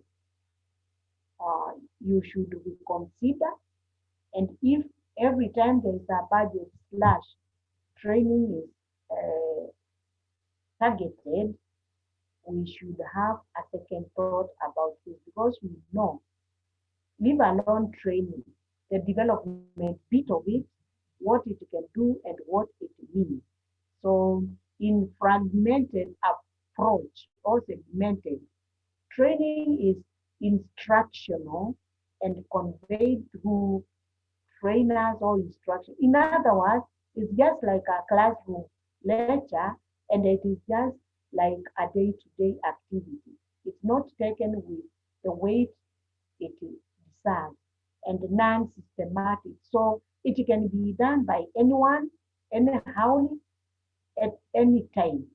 So this is an organization where even there's no training and development budget, and the training is just any other, and no one discusses about it. Then it concentrates on training and not improvement. In other words, just talking for the sake of it, not to improve or add value to the individuals in the organization, and it is theory based. So this one has no meaning, and I believe in the modern world, we should not have this kind of approach. And then there is one which is formal, and this is what is tied to the performance appraisal, and here the heads of departments are involved. And they are involved simply because at the end of the period, the employees will be appraised. And if there was a training component, it will be tied maybe with their performance and all that. So this is straightforward connected to human resource needs. And I think this could be part of one of the best ways, because you know what you need, especially human resource is involved and can give a lot of guidance on this. And then this one, it takes it a notch higher. It incorporates knowledge, and that the theory which is acquired is actually expanded to aptitude to test whether learning has taken place. So I feel as managers, you should encourage this kind of training, because you can see it has a lot of practicability, because when you test the aptitude, you are testing the knowledge which has been acquired through theory. And this one, managers are involved. This is where, if you can recall, when we were talking of I need it, you need it, we need it. So this is where now the managers may have influence of an employee getting trained. And I feel this is participatory, and it can add a lot of value to the employees. And it is conducted by trainers, not anyone, okay? But the scope of aptitude is required. Aptitude may be taken a notch higher, because it may require a bit of technicality, and through online and through some organized system, because if you know how aptitude is done, it can be programmed, and it is good because it ties theory and the practical, and then you test practical. People are subjected even to machines and all that. Then it increases pre and the post-course activities and exercise. I said I like the practicability of this, because you tie the theory, and then one is subjected to a bit of practical classes. I'm sure some of you may have been subjected to aptitude tests, and you know what it entails, especially if you do it online. And then we have the final one, which is very strategic. This is when we were talking of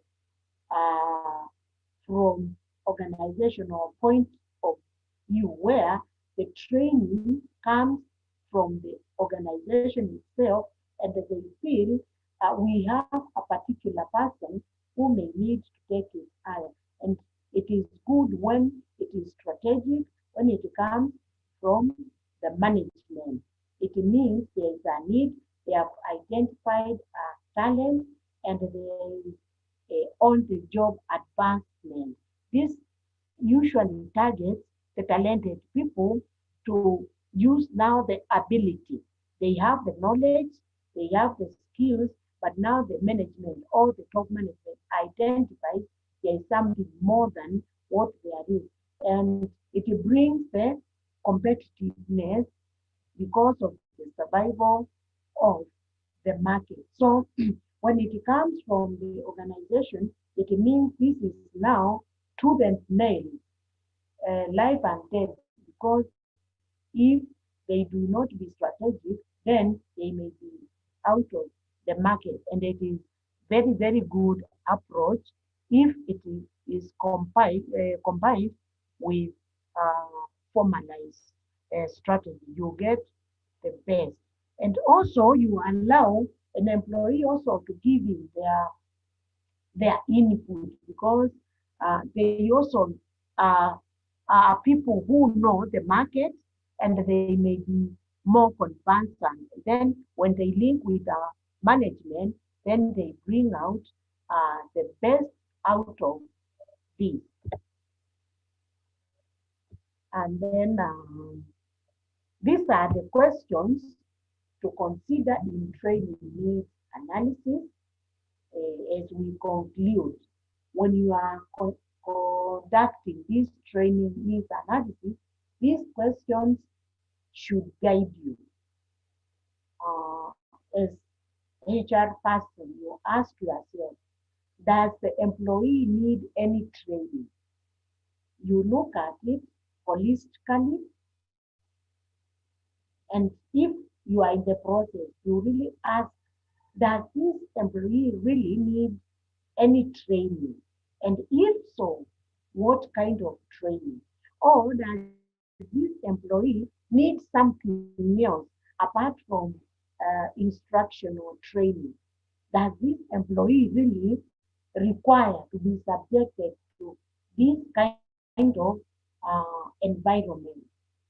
Or if not, what behavior change, or what is it we need to have?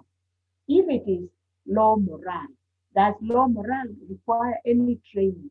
So maybe the problem why the employee is not performing could be something else beyond the training, and then you try to look and see, could the manager be the problem? Could the management be the problem? Could this employee have stagnated, and that's why they are having so many errors? Can the employee being redeployed? What is it? So you try to dig out through feedback, through questioning, through talking, and then get to the bottom of the real need. And then you ask yourself, what strategic goals of the organization should the employee meet? In the event that the employee requires training just because their organizational goals to be met, and this should be a strategic goal, because if it is coming from the organization, then there must be something. And what is it that this employee needs to acquire? Some management skills, leadership skills, so that the employee can be taken to management or senior management level. Then, what tasks should the employee complete to achieve this organizational goal? Maybe there is a senior employee who is just about to retire, and they want to recruit or to replace from the within. And this employee has not acquired or attained that skill. So what tasks should this employee need to achieve to achieve this goal? So management tasks, leadership tasks, supervisory tasks. So how should they acquire? By taking them to a 4-week strategic leadership course, or senior management, or a 2-week executive refresher course, and all that. Then, what behaviors are necessary to achieve? What is it they need to? What behaviors? Okay? Etiquette. What is it? Ethical behavior to ensure they and all that. And in this cohort, what deficiencies or gaps, if any, does the employee have in terms of this we are talking about the knowledge, abilities, and the behavior. For example, we have a potential employee who could fit in the shoes of who is just about this employee is very good, is very knowledgeable about the entire organization, has the skills in leadership, but he is not a good speaker when it comes to being able to interact. So what behaviors need to be done to this potential CEO so that when he gets there, he will be able to speak. These are the Put the bag inside. you ask you do your training analysis. And you know that retention of learner A, 10% is what you read. So, or whatever you read in that or in that literature, you only expect 10% to 20% is what you hear, like in lecturing, okay? 30% of what you see. So visual is very, very important. 50% of what you hear and see.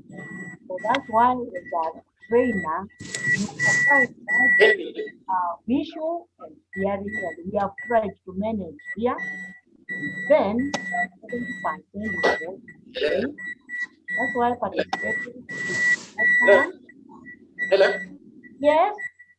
Can Paula Kendi to mute? Come again. Paula Kendi to mute herself. Oh, kindly mute yourself because we have some background noise. Kindly. Then finally, and this is now the principle of adult literacy, 90% of what you say and do. And that now qualifies the purpose why you are here, and you need to participate and do something because you are grown-ups and you don't want theory. That's why we talked of being very, very, very practical in your learning. And from here now, what you'll be saying and doing is now what sticks to you. And I said, here we are a bit limited because we are not able to say much and do much, but we are hoping we will create that platform. Each and everything we do has advantage and disadvantage. And this being adult learning, we emphasize on participatory, and I always talk of sharing knowledge, because as we share knowledge, we speak a lot and we do a lot. And remember, those who have attended the team buildings we have, we meet a lot, we say a lot, we do a lot of activities, and it sticks into our mind. And with that, we are summarizing now the method of data collection.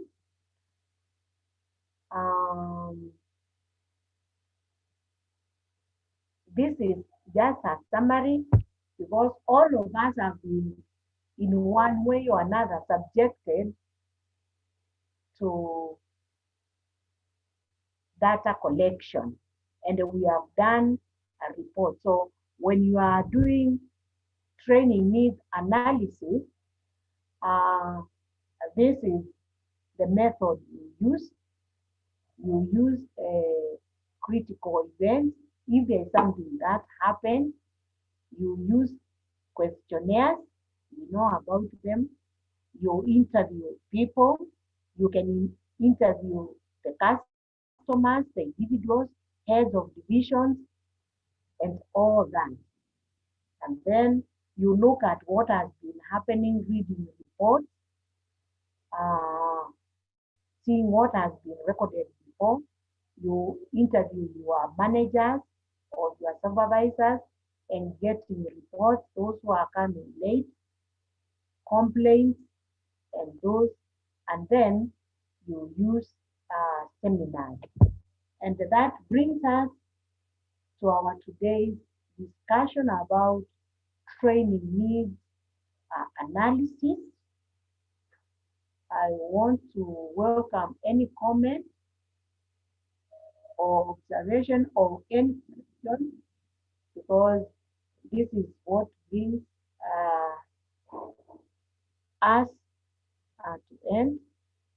And we want to break. It has been a 3-hour sitting, but I appreciate. I want to welcome any comments on training needs analysis.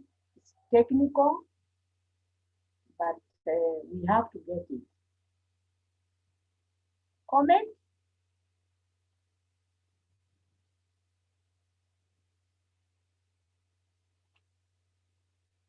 Any clarification or something that is not clear?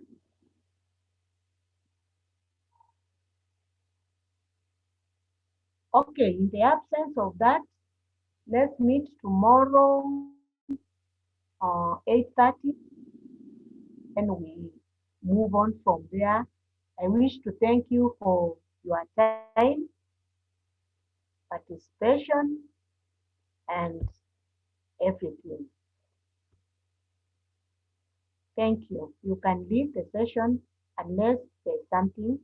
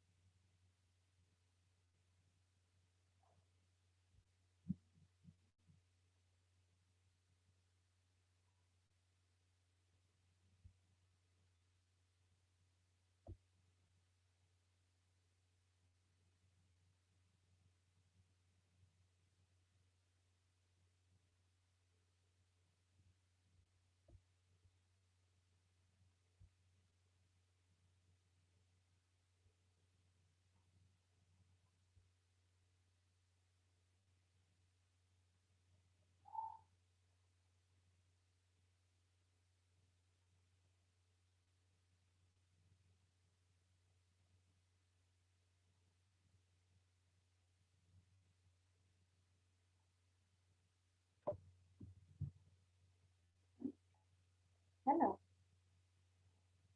Nzuri. Yeah, imeisha. Yes.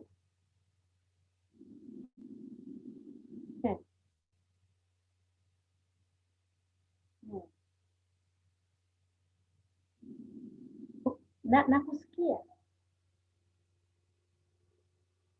Hmm. Hmm. Okay. Hmm. Yes. Okay.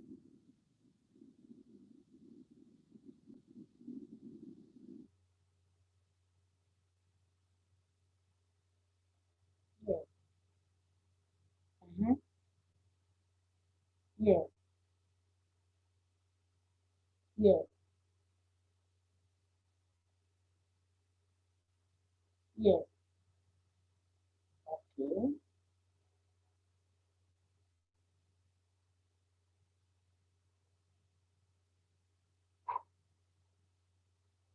Oh. Yes. Oh, okay. Okay. Okay.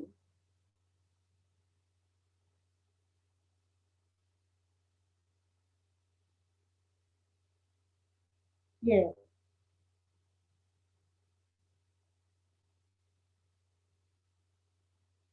That means one. Yes. Okay.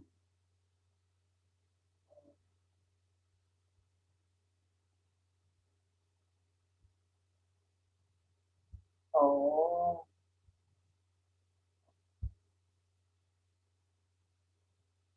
Mm.